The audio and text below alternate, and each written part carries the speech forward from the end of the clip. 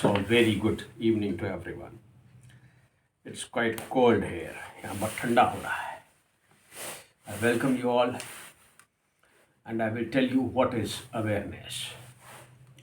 अभी मैं एक टेड टॉक सुन रहा था. उसमें कोई रेनपोचे एक मॉन्क है बहुत बड़े, वो अपना टेड टॉक दे रहे थे मेडिटेशन पे. आप उसे सुन सकते हैं, वो बहुत बढ़िया मेडिटेशन टॉक है. आप उसे ज़रूर सुनिए, मैं कहूँगा. ठीक है. उसके 99,000 व्यूज़ थे और उन्होंने जो बताया उसमें से कुछ चीज़ों से मैं एग्री करता हूँ, और काफ़ी सभी चीज़ों से मैं एग्री करता हूँ. और मैं उसको आपको और समझाऊंगा वो क्या होता है आपके जब आप उस अवस्था में पहुँचते हैं, कैसे आप अवेयरनेस या चेतना से मिलते हैं, चेतना स्वयं चेतन हो जाते हैं. ठीक है. सबसे पहली बात जो उन्होंने जो कही, जो सही बात है और जो मैं अपने कई पुराने वीडियोज़ में कह चुका हूँ, कि मन को रोकना नहीं है. विचार आएंगे ही आएंगे, विचारों से मत लड़ो. This is a fundamental fact. Okay, कि we don't have to fight our thoughts. विचारों से जो लड़ेगा वो कभी विचार कभी शांत नहीं कर सकता.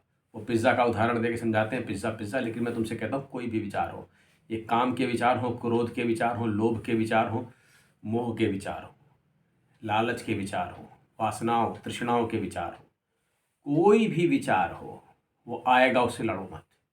उसे जाने दो, और बहुत ज़्यादा है तो उसे हो जाने दो, कोई दिक्कत नहीं है. पत्नी है, काम आ रहा है, कर लो. धर्म विरुद्ध काम मत करो, क्या बुराई है. मैं तो ये कहूँगा. तो विचारों से लड़ना नहीं, उन्हें दबाना नहीं है, क्योंकि विचार ही संसार है. तो विचार को तुम नहीं ख़त्म कर सकते. तुम शून्य हो जाओ, ऐसा कभी होने वाला नहीं है, क्योंकि संसार कभी समाप्त हो नहीं रहा है. ये हमेशा इसकी बनी हुई, इसमें बस केवल ट्रांसफॉर्मेशन हो रहा है. ये हमेशा स्थायी है अगर इसको एक तरीके से देखा जाए. इसमें ऊपर ऊपर मोटे दौर में परिवर्तन हो रहा है. तो विचारों को सप्रेस नहीं करना. दूसरी जो उन्होंने महत्वपूर्ण बात कही उनके वीडियो में, उन्होंने ये कहा कि जब तुम सुनो तो तुम अपने में से सुनो. अब सुनो मेरी बात, क्या इसका क्या मतलब है. इसका मतलब ये है, उन्होंने एक घंटी बजाई और उन्होंने कहा कि इसको आप सुनिए आंख बंद करके. मतलब आप कानों से सुन रहे हैं और आप माइंड से सुन रहे हैं. बहुत अच्छी बात है. ठीक है, लेकिन इसको और समझने की ज़रूरत है. देखो, जब तुम उस परम चेतन की तरफ बढ़ोगे तो तुम्हारा जो शरीर है वो निढाल हो जाएगा. ये शरीर बेकार होने लगेगा. मेरी बात समझो. मतलब ये जो रोज़मर्रा के काम करता था और ये जो चीज़ें करता था, ये वो नहीं करेगा. नहीं कर पाएगा, या धीरे धीरे करेगा, या बहुत धीरे करेगा. ठीक है, कुछ भी हो सकता है, लेकिन ये नॉर्मली फंक्शन नहीं करेगा. अब होगा क्या, जब तुम्हारी चेतना का विकास हो रहा है, जिसे कृष्ण कहता है मन का विकास, जिन्होंने मन विकसित कर लिए, तो शरीर का विकास कम हो जाएगा, शरीर में ताकत कम रहेगी. तो क्या करोगे, जैसे मान लो तुम, ये एक सिस्टम है जो कुंडलनी पैदा करती है. ठीक है, जो भी तुम्हारे अंदर जो अवेकनिंग की जब प्रोसेस होती है तो बॉडी खत्म होती है. मेरी बात समझना, बॉडी तुम्हारी कम हो रही है, माइंड का अवेयरनेस बढ़ रहा है. होगा क्या, तुमको थकाया जाएगा. क्या किया जाएगा, थकाया. अब तुम इतने थके हुए बैठे होगे कि तुम्हें हिलने का मन नहीं कर रहा है. मान लो कोई कुछ कह रहा है तो तुम आंख बंद करके सुनना पसंद करोगे. ये तुम्हारी आदत हो जाएगी. तुम देखोगे आंखें छोटी हुई जा रही. कारण ये है, सेंसेस की जगह तुम्हारा माइंड एक्टिव हो रहा है. ठीक है, अगर तुम्हारे साथ ऐसा कुछ हो रहा है तो घबराने की कोई ज़रूरत नहीं है. तुम कहोगे ये तो बुढ़ापे में वैसे ही हो जाता है, लेकिन इसके होने में और बुढ़ापे में होने में फ़र्क है. बुढ़ापे में तुम्हारा कुछ दिखाई नहीं दे रहा है तो अवेयरनेस नहीं बढ़ रही है, तुम मरने वाले हो. ठीक है, लेकिन अगर तुम्हारे साथ ये घटना घटित हो रही है, वो तुम समझ ही जाओगे ये बुढ़ापा है कि तुम्हारे अंदर कोई अवेयरनेस या कोई प्रोसेस चल रहा है. उन दोनों में विभेदन तुम कर लेना, मैं तुमसे कहता हूँ. ठीक है, इसका मैं तुम्हें अपने ऊपर ही उदाहरण देता हूँ. मैं ये देखता हूँ, मुझे ज़्यादा चीज़ें याद नहीं रहती, लेकिन जब ज़रूरत होती है तो वो थोक के भाव से आ जाती हैं, पता नहीं कहाँ कहाँ से निकल के. तुम मेरी बात मानोगे नहीं, मुझे अगर 4 दिन पहले किसी ने कुछ बुरा कहा है, 2 दिन पहले, मुझे कुछ याद ही नहीं रहता है. मेरी मेमोरी ऐसी हो गई है धीरे धीरे करके. लेकिन जब वह व्यक्ति कभी सामने होगा या उससे कुछ कहना होगा तो मुझे सारी बातें एकदम से हवा की मतलब एक बवंडर की तरह सीधे खड़ी होकर आ जाएंगे, और एक एक चीज़ को मैं वैसे बोल दूंगा जैसे मुझे खुद ही मालूम नहीं है कैसे मैंने बोल दिया. इसका दूसरा उदाहरण देखो. अब अधिकतर समय जब मैं सुनता हूँ तो मैं अपनी आंखें बंद कर लेता हूँ. ठीक है, मैं आंखें बंद करके सुनता हूँ. मेरी भी एक आदत होती जा रही है. मैं भी सोच रहा हूँ ऐसा क्यों हो रहा है. आंखें बंद करके मैं अपने माइंड से सुनता रहता हूँ. और मैं तुमको सही बताऊँ, जब मैं कोई चीज़ पढ़ रहा होता हूँ, कोई भी किताब, ठीक है, तो जब मैं उसको पढ़ता हूँ तो मैं उसे आँखों से नहीं माइंड से पढ़ रहा होता हूँ। वो बहुत तेज़ी से पढ़ी जाती है और उसको बहुत तेज़ी से पढ़ते हुए वो सीधे अंदर घुसने लगती है।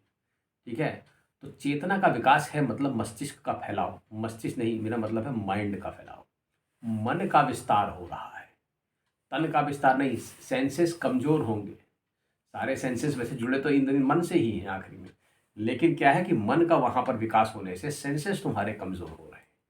तुमने ऐसे बहुत सारे संत देखे होंगे या सुने होंगे जो किसी, आपने ऐसे कई लोग देखे होंगे जिनके कोई सेंस ऑर्गन काम नहीं करता है, लेकिन उनकी मन की व्यक्ति गति बहुत तेज हो जाती है। यही अवेयरनेस है, क्योंकि चेतना का क्या है, मन का विकास है। तुम्हारा विकास नहीं हो, तुम्हारे मन का विकास हो रहा है। शरीर तो बन गया, अब चेतना का विकास कैसे हो?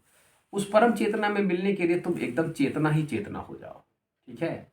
और फिर एक दिन उसमें आखिरी में वो एक एक्सपेरिमेंट करते हैं कि मैं अवेयरनेस हो गया, तुम परम चेतन, मैंने इसको देखा, मैंने वो उनके अनुभव रहे होंगे व्यक्तिगत, लेकिन मैं तुमसे कहता हूँ इसमें ऐसा होगा कि तुम सिर्फ बैठोगे और तुम सही में कुछ नहीं सोच रहे होगे। ये सत्य है, मैं तुमसे कहता हूँ। उस समय विचार शून्य नहीं होते हैं, लेकिन कम होते हैं बेहद, या नहीं होते हैं, और तुम एक अनंत शांति का एहसास करते हो, जो शायद इस समय मैं तुमसे बोलते हुए कर रहा हूँ। इस शांति को किसी भी भाषा में बताया नहीं जा सकता है, वो बेहद शांत है। बस तुम देखते हुए, ये तुम्हारी जो चेतना है वो सिर्फ देखती होगी या वो सुन ही रही होगी, वो सुनने में आनंद ले रही होगी। मैं तुमसे कहता हूँ, जब तुम्हें सुनने में आनंद हो, वो कैसा भी हो, वो बुरा भला जैसा भी कहा जा रहा हो, जब तुम्हें देखने में आनंद हो, जब वो कैसा भी हो, ये नहीं कि तुम कोई बहुत बढ़िया सुंदर हिमालय का पहाड़ ही देख रहे हो, बर्फ से लदा हुआ या फूल से लदे हुए पेड़ ही देख रहे हो, ऐसा कुछ नहीं। जब सर्वत्र सौंदर्य का तुम्हें दर्शन होगा, तो मैं तुमसे कहता हूँ तुम पूरी तरीके से अवेयर हो चुके हो। वो कहते हैं वो आकाश की तरह अनंत हो जाओ। कहना आसान है, होना बड़ा कठिन है, लेकिन इस अवेयरनेस तक पहुँचते पहुँचते बहुत सारे पापड़ भी बेलने पड़ते हैं। मैं तुमसे कहूँगा उन पापड़ों के लिए तैयार रहोगे तो तुम्हें सौंदर्य सर्वत्र दिखाई देगा।